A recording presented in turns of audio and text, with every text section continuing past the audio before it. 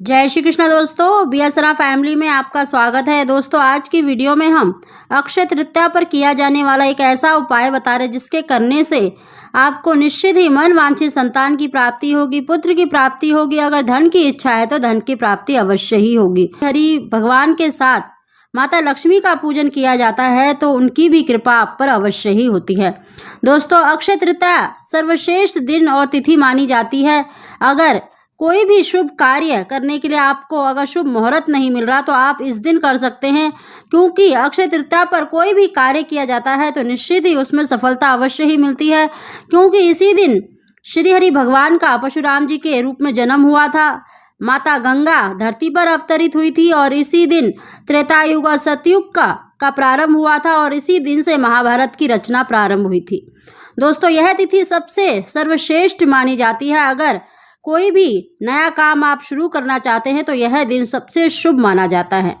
दोस्तों, साथ ही श्री हरि भगवान की कृपा पाने के लिए अगर इस दिन एक वस्तु का भोग लगाकर आपको अवश्य खाना चाहिए, जिससे आपके जितने भी ग्रह दोष होते हैं, कुंडली के दोष होते हैं, वो दूर हो जाते हैं और निश्चित ही आपको श्री हरि भगवान की कृपा प्राप्त होती है और मन वांछित संतान के लिए आप इस उपाय को अवश्य ही करें। दोस्तों, पहले की वीडियो में भी हमने अक्षय तृतीया पर पुत्र प्राप्ति का उपाय बताया है, वैसे ही आपको विशेष पूजन करना है। लेकिन इस वीडियो में हम विशेष रूप से भगवान श्री हरि का पूजन किस प्रकार करना चाहिए और साथ ही किस वस्तु का आपको भोग लगाकर ग्रहण करना चाहिए, जिससे कि श्री हरि भगवान की कृपा आप पर बनी रहे।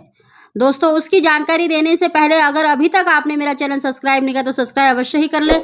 बगल में बेल आइकन को दबा दें, जिससे मेरी आने वाली सभी वीडियो का नोटिफिकेशन सबसे पहले आप तक पहुंच सके। दोस्तों, अक्षय तृतीया सबसे ही श्रेष्ठ तिथि मानी जाती है।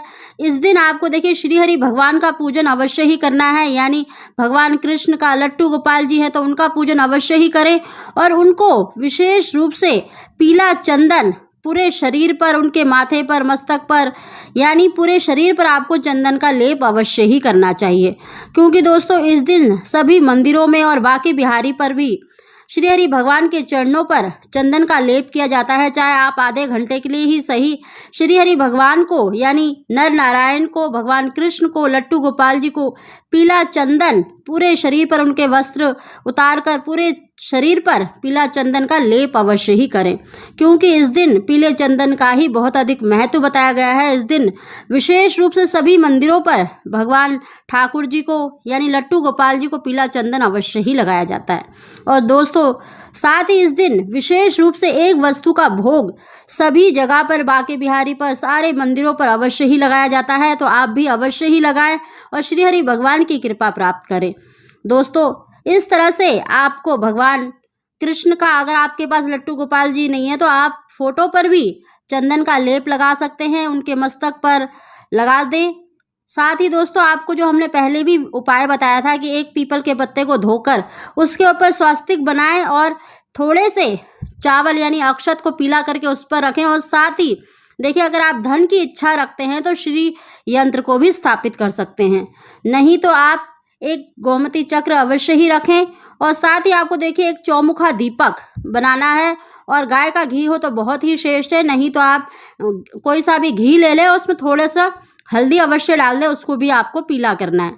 दोस्तों, इस तरह से आप श्री हरि भगवान का पूजन करें और आपको देखिए इस दिन सत्तू का भोग अवश्य ही लगाना है और साथ ही आम का भोग अवश्य ही लगाना चाहिए। कहते हैं कि फल का भोग लगाने से फल की ही प्राप्ति होती है, नहीं तो आप पीले फल यानी आम या केले का भी भोग लगा सकते हैं। अगर आम हो तो ज़्यादा ही अच्छा है। और साथ ही सत्तू जो चने और गेहूं के आटे का बना होता है, जिसमें थोड़ा सा मीठा मिलाकर शरबत बनाया जाता है, इस तरह से आपको सत्तू का भोग अवश्य ही लगाना है, क्योंकि इस दिन सत्तू का ही सबसे अधिक महत्व माना जाता है।